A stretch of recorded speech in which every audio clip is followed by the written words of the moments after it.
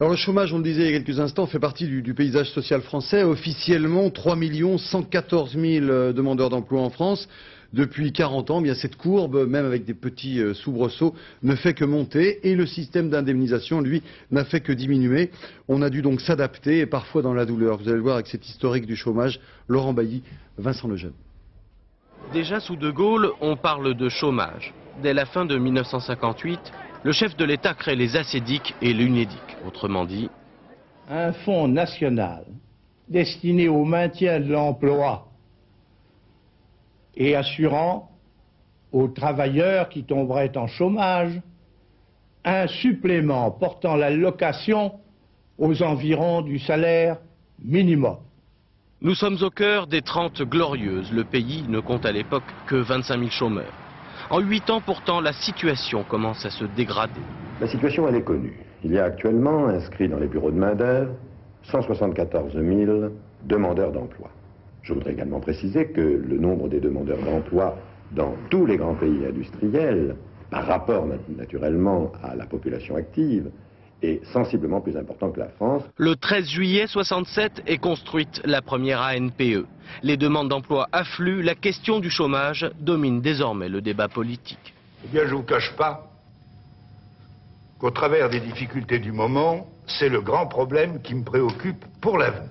Le cap fatidique du million de chômeurs sera franchi en 76. 2 ans plus tôt était instituée l'allocation spéciale d'attente qui garantissait aux demandeurs d'emploi 100% de son dernier salaire net pendant 1 an.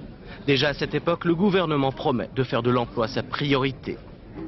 Le gouvernement fera le nécessaire à temps pour vous protéger du chômage. Il en a la volonté et il en a les moyens. Mais en 79, l'allocation spéciale d'attente est supprimée, elle coûte trop cher à l'État. À son arrivée au pouvoir, la gauche va tenter de contenir la hausse du chômage. Je vous ai dit que fin 82, nous serions 2 millions de chômeurs. Nous serions sur la crête des 2 millions de chômeurs. Nous y sommes. Toujours en 82, l'État impose une baisse des prestations et une hausse des cotisations sous peine de faillite du système. En 84, le cap des 2 millions de chômeurs est largement dépassé. Le gouvernement instaure l'allocation spécifique de solidarité pour les chômeurs qui arrivent en fin de droit. Mais dans le même temps, la modernisation de l'industrie provoque des licenciements massifs et la colère des salariés dans les mines, la sidérurgie et les constructions navales. En 86, nouvelle alternance, nouvelle promesse, nouvelle déconvenue. Selon toute vraisemblance, les créations nettes d'emplois ne suffiront pas, ne seront certainement pas à la hauteur de la demande d'emploi. Alors sans surprise, le chômage et les exclus sont au cœur de la campagne pour les présidentielles de 1988.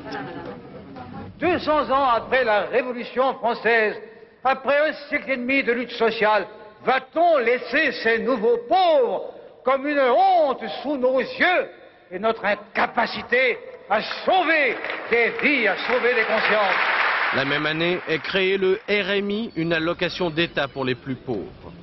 Mais rien n'y fait, le cap des 3 millions de chômeurs est franchi. Nous sommes en juin 93, l'UNEDIC vient d'imposer l'allocation unique dégressive.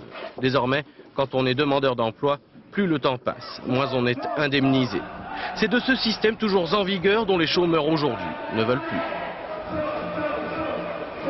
Avant de retrouver Mme